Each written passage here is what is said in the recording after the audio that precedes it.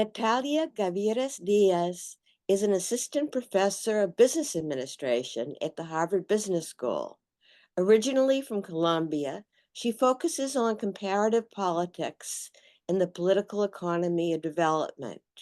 She also studies the formation of citizens and ex-combatants' attitudes towards peace agreements and their role in stabilizing peace in post-conflict settings. We'll be focusing on the latter today. Welcome, Natalia, to Faculty Voices. Hi, June. How are you? Thank you so much for having me. Could you tell us a bit about yourself? Even though you got a degree in economics, a lot of your work seems more like that of a political scientist. Of course. Well, I would say that my research is more or less at the intersection of political science and economics. And in fact, I double majored in political science and economics as an undergrad. Then, yeah, throughout my career path, I've navigated in between political science questions and economics. And I think that at different moments of my time, I've chosen to focus on different questions and disciplines. But I have to say that both disciplines have fully informed my research questions. So I started as an undergrad, double majoring in these two different disciplines, but they're very connected. And I've always been very interested in the intersection, right? As I was saying. Then after that, I did my master's in economics. But my first job was in the government outside the university. And I worked in a unit that was in charge of monitoring and evaluation systems in Colombia. And I was very lucky because I was assigned to one of the chapters that was focusing on local politics. And so the idea would be to help mayors implement their M&E systems. And that made me travel a lot. And so for a whole year, I was traveling throughout Colombia, and that really informed my research interests. And after that, I was still not sure about doing my PhD or not. And so I decided to move to DC to work for a year at the World Bank. And again, there I was working on topics that were, of course, very related to economics. I was in charge of helping elaborate the poverty assessment for Haiti. And we know that we can talk a lot about Haiti, but in another opportunity. But again, the interactions throughout my missions going to the country, I was aware of many of the challenges that these societies were facing, many of which had to do with the politics and institutions. And so when I was deciding where to do my PhD and specifically in which domain, I thought that I had been receiving all of the training in economics that I needed at the moment. And I really wanted to delve into the theoretical questions and all of the big theories that would help me understand some of the things that I had been observing and being very curious about since I started traveling throughout Colombia. And so I think that, yeah, that's why I decided to switch to political science, because the questions that I'm interested in particular, I'm very interested in conflict and post-conflict settings.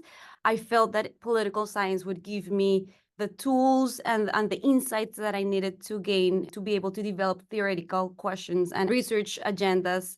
So this is how I ended up in political science. But again, I've always been kind of in between, let's say. So, in that in between space, what does it feel like to be at a business school?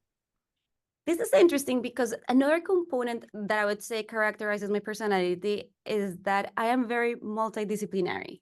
And so just a parenthesis, before starting my position here at HBS, I was a Max Weber Fellow at the European University Institute in Florence. And that was a multidisciplinary postdoctoral fellowship. There were lawyers, historians, political scientists, sociologists, and economists.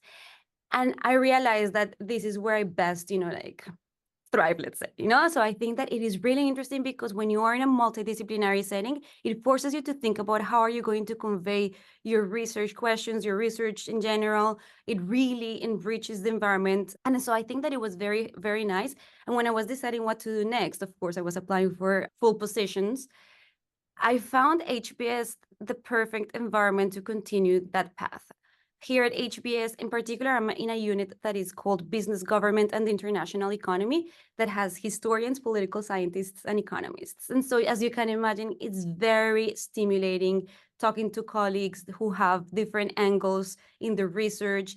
And outside Biggie, which is the unit where I work, many of the other units at HBS are very multidisciplinary. And I think that is super exciting, and it really resonates with the way I do research. So as a political scientist at HBS, I really actually appreciate that people who are starting to be in the business world are getting familiarized in the role of governments, institutions.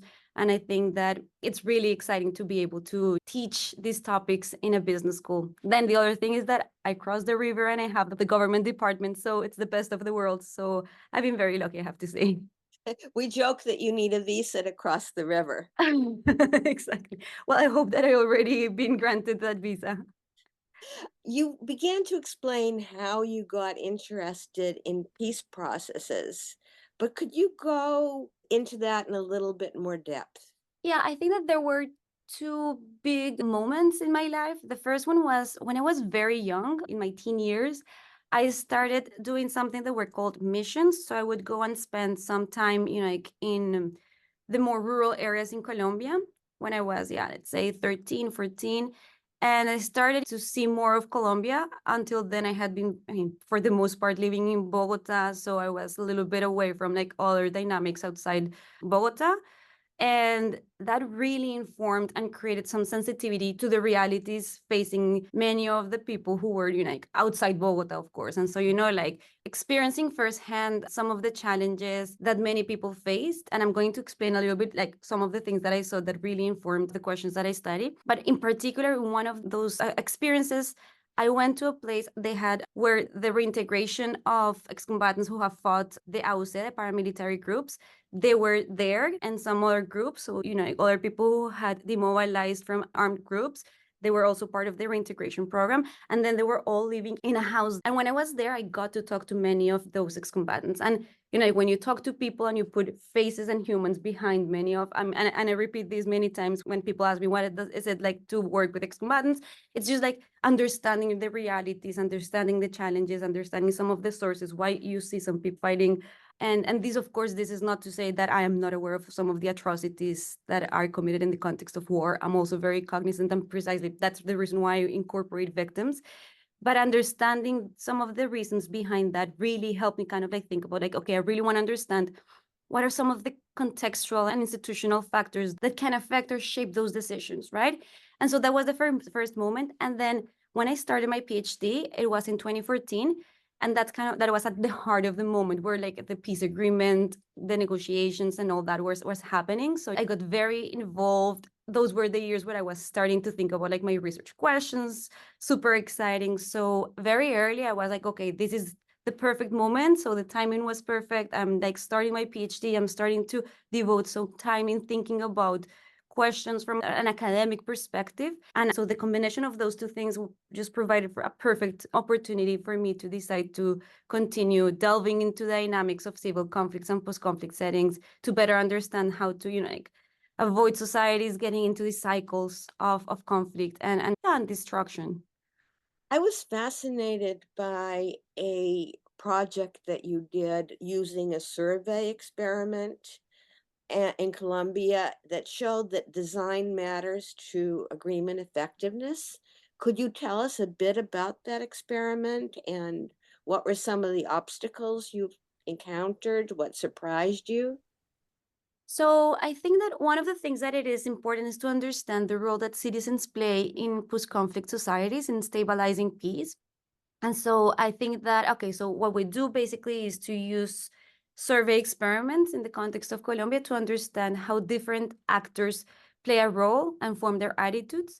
And so we conducted actually two experiments, one with citizens and another one with legislators who are like key political elites who have a say in specifically in the Colombian context for the implementation of the peace agreement, because many of the policies included in the peace agreement had to be approved by piecemeal legislation in Congress. So we did two things. The first one is a big question, which is how do people form their attitudes towards peace agreements? Like usually these are very thick, complex documents, and citizens are at capacity. They don't have the time to navigate 300-page documents. And we wanted to understand how did citizens form their attitudes. And one of the experiments we wanted to see like, okay, is it possible that some of the like the effect and the fears and the emotions that are created around certain types of actors, in particular, like armed groups, inform citizens about whether they like certain provisions or not. And so whether citizens transferred that affect, in this case, negative for the most part, towards the provisions included in the agreement. And we did find that actually that is the case, that, for instance, armed group that was demobilizing in the context of the 2016 agreement, endorsing a provision that was designed to benefit specifically people living in areas more affected by conflict, their endorsement to that policy would actually decrease citizen support for the approval of that policy. So this is one of the big challenges that we have, which is how to kind of like inform citizens. And in a context where you have different types of elites sending different messages, it is really important to understand the role that elites play in informing or helping inform their opinions for citizens. And this is another experiment that we conducted where we showed that actually in polarized contexts, when you have elites from different political camps, like providing different messaging, that really affects citizens' attitudes. And so this is kind of like one of the challenges, I would say, which is how do we get citizens to kind of like combine, of course, these, like natural tendencies to use shortcuts, in this case, elite cues, versus navigating all the information that is included in a peace agreement. Then I'm happy to talk about the legislators survey, because the other thing that we did was to kind of like understand, okay, so if political elites matter so much in helping the attitude formation process for civilians, is it also the case that elites, in this case legislators, take citizen opinions as an input to form their attitudes and positions and stances in Congress? And so we did another experiment trying to see whether that was the case. And so we randomized whether like the provision of information about the percentage of people, of Colombians in general, supporting the creation of special seats in Congress for areas more affected by conflict. Unfortunately, we didn't find that actually providing this information would shape their attitudes. And we do know that, like, this is again the point about like when you're trying to implement a peace agreement in a very polarized setting, there are massive challenges. So this is something that we need to take into account, the electoral component in these contexts that increasingly are democracy. Like these post-conflict settings are increasingly democracies, and we need to understand how elections factor into these dynamics. Could you talk a little bit more about that? Sure. So now this touches upon this other research that I have with regards to excombatants and their reincorporation or reintegration process. So citizens, until recently, were not taken that much into account in the literature of peace stability. But again, nowadays that most conflicts are ending in democracies, citizens matter in many ways. So the first one is many times, like in the Colombian case, they had to vote for the final approval of the peace agreement. So they had a direct role, right? They had to either approve or not the peace agreement that had been signed between FARC, this guerrilla group that I study, and the government. So that's the first moment, right? But indirectly, they also play a role because they have to vote for the leaders and elected officials that are going to have to implement a peace agreement. So even if the agreement is approved, then comes the implementation phase. And political will is a very important factor in shaping the implementation of a peace agreement, because both at the local and the national level, because you have to allocate resources that many times can be scarce, and you have to decide how to allocate it, how much emphasis you're going to put into the implementation or not. You may even, as a leader, be against or more in favor of a peace agreement. And so it's tricky because there are some electoral cycles that can have a massive impact on the probability of implementation or successful implementation.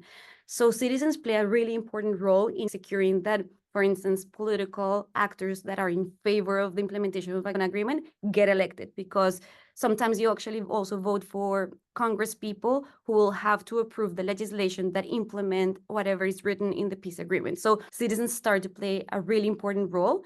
And when you also think about campaigns and electoral dynamics and how to sway voters, then you start kind of getting into the dynamics of electoral politics that may shape things that are so important, such as the actual implementation and stability of a peace agreement.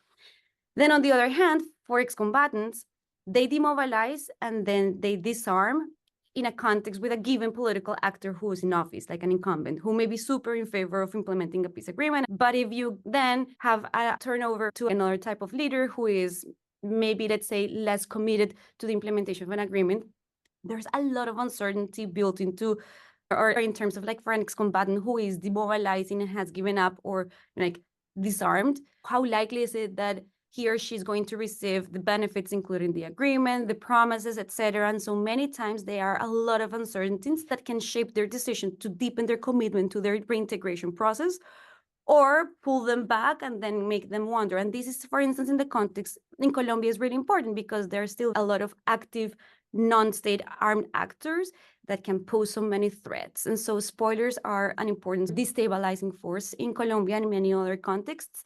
And so that's why dynamics and the political will factors a lot, especially in democracies where there's, as a democracy, like should do, the probability of a turnover in power. And so this is kind of like why I say that elections really matter for the stability of a peace agreement. Now, there's research, for instance, from one of my advisors that shows that when you embed political participation provisions in agreements, that really helps because for the most part, that deepens commitment to democracy and that brings, for instance, third parties, international observers, or it creates some stakes for them. And that helps solve some of the problems, credibility problems that are built into the dynamics of post-conflict settings. So, like elections also can be beneficial. It could be both a source that stabilizes, but also a source that may pose some challenges to the stability of peace agreements. What's your sense of how the Colombian peace process is being implemented?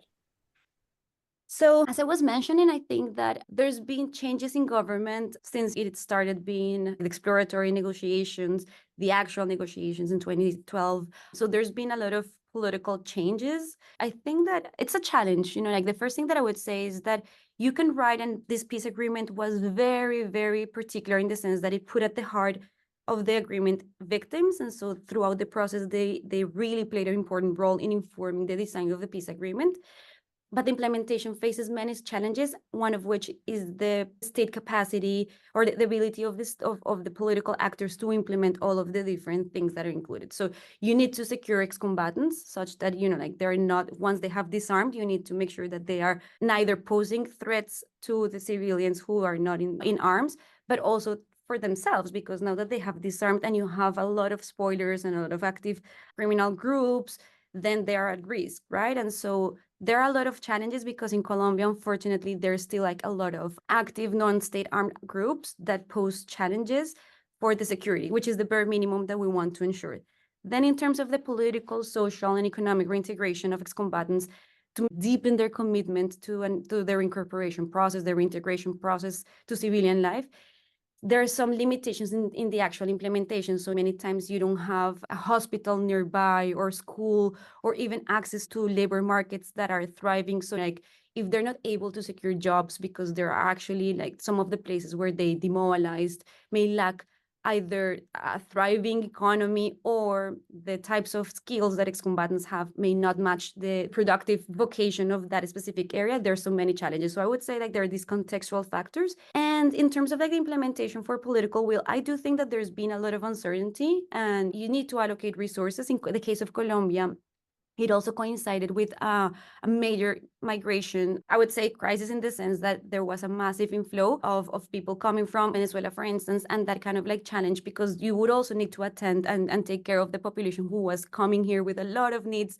So you needed to strike a balance between how to take care of a population that is coming with a lot of important needs that need to be taken into account and at the same time continue delving resources. And so, for instance, the international community may decide to channel resources differently. And so they are also in like funding and financial constraints may play out a really important role.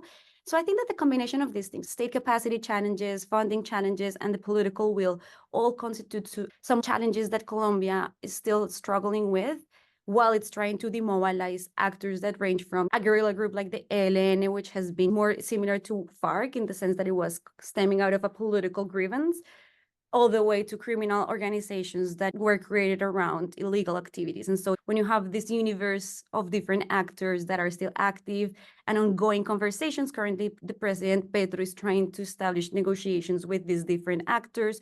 There were some dissident groups who decided not to follow through with the peace agreement. And now Petro is trying to establish contact with these dissident groups, but there's some tensions between the original FARC as an organization and these dissident groups saying like, okay, we demobilized in 2016 under certain conditions. Now the conditions under which perhaps this dissident faction will demobilize may be different, and that may create some tensions. So I think that it's a balance that is very difficult to navigate. And that's why I study these things. It's just like there's so many players, there's so many things to be taken into account that I think that it is fascinating. But for me, it's more of like I've lived in Colombia, I grew up in Colombia, and I know how war can destroy lives and like the costs. There are a lot of people who are drawn into war directly or indirectly. And I really want to understand how we can get out of this cycle of war and violence. Is your work sometimes scary? So I know that there are some other colleagues who work more closely in like in areas that are conflict zones. So I haven't been exposed directly to war zones. However, emotionally, I have to say that it is not scary, but there's an emotional burden because as I was saying at the beginning, like when you put faces and some humans behind some of the things that you study, then you think about victims who have had to kind of like endure the consequences of violence, like innocent people. But then also when you think about like ex-combatants who many times got into these armed organizations through coercion and some of the things that they had to face. And sometimes when you see that there's failure and then there are like some challenges of implementation and you start thinking, oh, what are the consequences of those challenges? It's scary because it's like, okay, I don't want Colombia to go again and again into these cycles of violence. So I think that it is more of like frustration, but no, I wouldn't say that it is scary. It really motivates me. It's like that's the force that really pushes me to think and study these issues. What are you working on right now? So actually, I'm working in this super exciting book project with some colleagues from Los Andes in Colombia. It's multidisciplinary because we have someone who is in the business school in Colombia, in Los Andes, someone from the economics department, and also someone from the public policy department. And we have been working for the past 5 years in this collaboration between different key stakeholders in the implementation of the peace agreement in Colombia. So we have been working with at the beginning, we were working very direct with the party that came after the demobilization of FARC to implement a survey of ex-combatants, and also with the ARN, which is the agency in charge of the reincorporation of FARC ex-combatants. I say reincorporation because in the particular context of Colombia, there's a distinction between reintegration and reincorporation. But when I say reincorporation, in the literature is more related to what we talk about when we talk about reintegration. So basically it's the reintegration. So going back to your question, yes, so we're working on this book project because after all these years of collaboration, we've gained so much knowledge on foot soldiers and we have conducted surveys on their perceptions. We have been able to gain a lot of knowledge on some of the challenges. And this collaboration has also enabled us to access some really important data on, for instance, day-to-day interactions between ex-combatants and frontliners who are in charge of providing ex-combatants with their services and like the benefits that were included in the peace agreement. So we want to triangulate this to bring the perspective from the foot soldiers and see kind of like what does it mean to reintegrate into society after years of war, right? I mean, what are some of the challenges? How do they decide to either deepen their commitment or not? And this is the idea to kind of like bring the perspective back to the rank and file soldiers. So this is very exciting, and I'm working on that in this project at the moment. And more broadly in this domain of civil conflict, stabilization of peace in post-conflict settings, I'm also trying to study what does it mean to be exposed to violence to shape citizens' attitudes towards democracy and also towards peace agreements. And so with two other colleagues of mine with whom I've been working a lot of the survey experiments that I mentioned before was with these two co-authors that are amazing. Miguel Garcia, who's actually in Los Andes in political science, and Naila Matnock at UC Berkeley. We are working in kind of like trying to understand a little bit more of when we think about exposure to violence, what type of quote unquote treatment is it? Because exposure to violence has to do with trauma, but also will eventually prospectively will shape citizens, the context in which citizens are informing and making their decisions. Some of the peace agreements included the Colombian peace agreement actually try to compensate and provide some reparations to people who have been living in these places that have been super exposed to civil conflict. And the idea is to give them some special attention, bring the state back into these places. And so when we think about how conflict and exposure to violence shapes citizens' attitudes, we also need to take into account these types of provisions and how peace agreements may bring citizens as new coalitions or new constituents of a peace agreement. So very exciting topics. And so this is, my agenda in civil conflict. That's great. Is there anything else you'd like to add? Yeah, so I think that in parallel, and I think that underpinning this research focusing on civil conflict is the idea that we also need to build institutions that are able to strengthen democracy.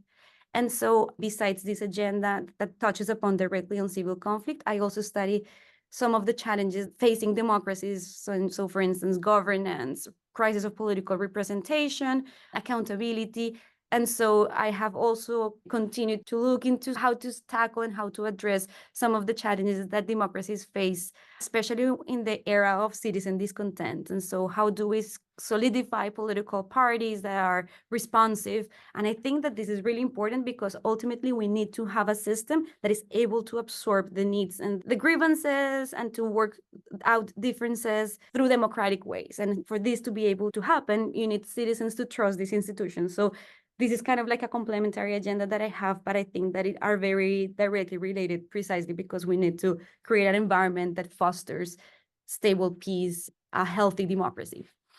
Thank you. You've been listening to Natalia Garbiras-Diaz. She's an assistant professor of business administration at the Harvard Business School. Thank you for being on Faculty Voices, Natalia. Thank you, June. This has been a great pleasure.